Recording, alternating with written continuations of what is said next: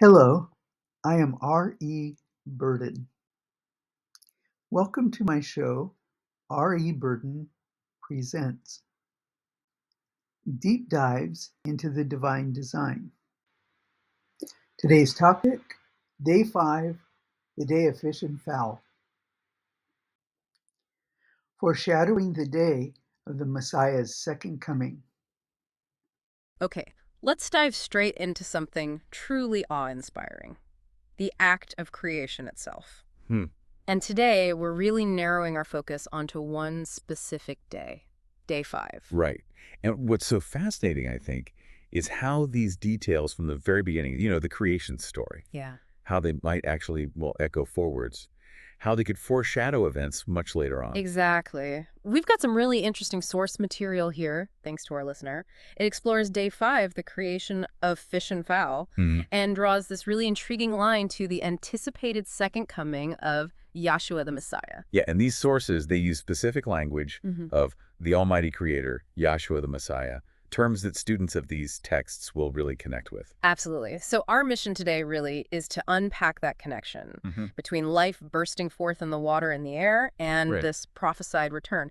I think we're going to uncover some, pretty thought-provoking insights along the way. Definitely. So let's start with the foundation, the scriptural account itself. Day Yeah. 5. Our source points us to Bereshith, chapter 1, verses 20 to 23.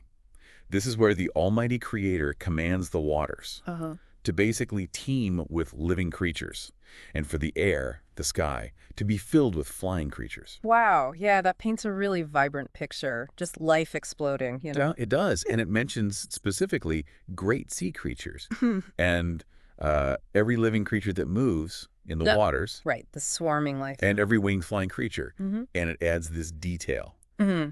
each according to their DNA. That part really jumps out, that specific mention of DNA or the inherent nature right from the very beginning. It does, doesn't it? Yeah, It really suggests a kind of deliberate design and intentionality behind it all. for sure. And then after this act of creation, the Almighty Creator looks at it, sees that it's good or right, Mm-hmm. and then gives the blessing. Be fruitful, multiply, fill the waters, fill the air. That command to flourish. Exactly. And then the familiar closing, evening and morning, the fifth day, done.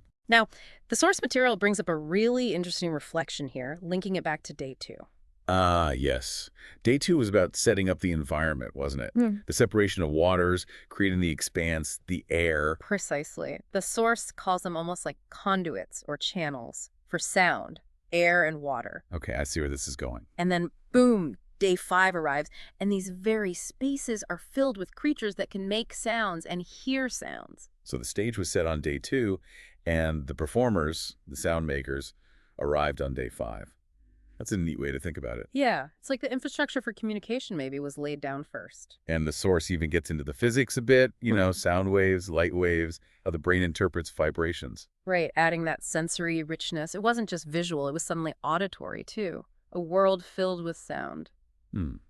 And speaking of the flying creatures, there's a nuance in the Hebrew term used, isn't there? Oh yeah, this was interesting. The word gopherium. We tend to think just birds, right? Usually, yeah. But the source points out it's broader.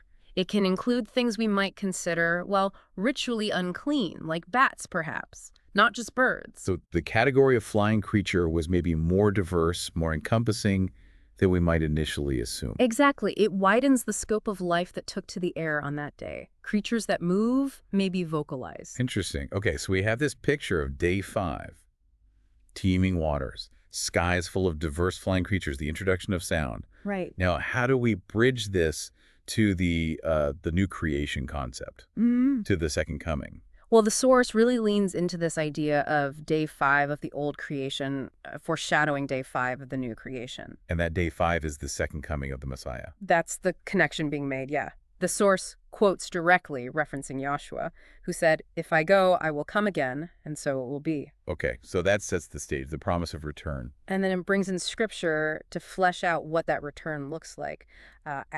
Thessalonians chapter 4, verses 16 and 17. Ah, yes. That's a very powerful passage. Can you walk us through the key elements there? Sure. It talks about Yahuwah descending from heaven Mm-hmm. with a shout, a command, and also the voice of the chief messenger, the archangel. Okay, so sound is prominent right away. The shout, the voice. Definitely. And then the of the Almighty Creator. A trumpet blast. Wow. So multiple layers of significant sound heralding this event. Exactly. And then it describes the resurrection, the dead, and the Messiah rising first, Right. followed by those still living who are caught up together with them, caught up in the clouds.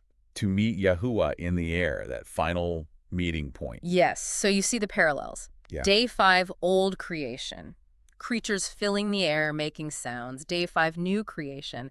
A descent into the air, accompanied by massive divine sounds. The shout, the voice, the trumpet. It's hard to miss the connection when you put it like that. It's like the auditory dimension of Day 5 gets amplified exponentially. It really feels that way. And the source goes even further, drawing another parallel back to Day 2. Okay, how does Day 2 fit into the new creation idea? Remember, Day 2 of the old creation was about separation, the waters above and below, creating that space. Yes, the firmament. The source links this to Day 2 of the new creation, which it identifies as the time Yeshua's body was sealed in the tomb. Ah, so another kind of separation. Sealed off, contained. That seems to be the theme, yeah. A necessary separation that precedes a new beginning, just like the separation of waters prepared the way for life. The time in the tomb preceded the resurrection and everything that followed. Okay. Separation, then new life or new phase. Exactly. So tying it back to Day 5 again. Right. The idea is, just as the original Day 5 filled the established air and water with vibrant, moving, sound-producing life, this coming Day 5, the second coming, brings life, sound, and movement back in a powerful way to restore everything. So it's not just a return, it's a reanimation. A restoration of divine harmony filled with that same sense of life and sound we saw initiated back in Genesis. And that's how the source presents it. Yeah. A full restoration of the kingdom. And sound is highlighted as that key thread. The sound-making creatures of the old, foreshadowing the trumpet call of the new. It's quite poetic, actually. It is. The sound is the bridge between the two Day 5s. Now, the source also brings up, well, a potentially more complex figure in relation to Day 5, Hallel. Yeah, Lucifer. The source speculates or suggests the possibility that maybe Hillel was created on Day 5. On the day of sound and movement. Exactly. And it notes the connection of his name to praise or shining. What would be the significance of that, do you think, if he was created then? Well, it adds another layer, doesn't it? That even a being associated with light and sound, potentially praise created on that day could fall. It underlines the significance of that day for beings with, well, agency and the capacity for expression, both positive and negative. That's a very sobering thought, actually. Part of that initial burst of creation yet, choosing a different path. It definitely gives you pause. And this line of thought in the source material kind of culminates in a prayer. Yeah, expressing gratitude for the creation of fish and fowl specifically because they are seen as this type and shadow. A foreshadowing of Yashua's second coming, rooted directly in this interpretation. Exactly. It sees that prophetic echo right there in the Genesis account. So if we boil it down, the main takeaway from these sources is what? I think it's that Day 5 wasn't just about, the Almighty Creator making fish and birds and bats. Right. Not just ticking boxes on the creation checklist. No. It's presented as holding this deeper prophetic weight that the life, the movement, and especially the sound introduced on that day are all pointing towards the sound and the dynamic return anticipated with the Messiah. Precisely. It reframes how you might read that early part of Genesis, not just as ancient history, but as containing seeds of future events, future hope. Yeah, it emphasizes a real interconnectedness in the whole divine plan right from the very beginning, and intentionality weaving through it all. It really does. So for you, the listener, maybe consider this: the power of sound. Think about the sounds of Day 5, the bird song, the splash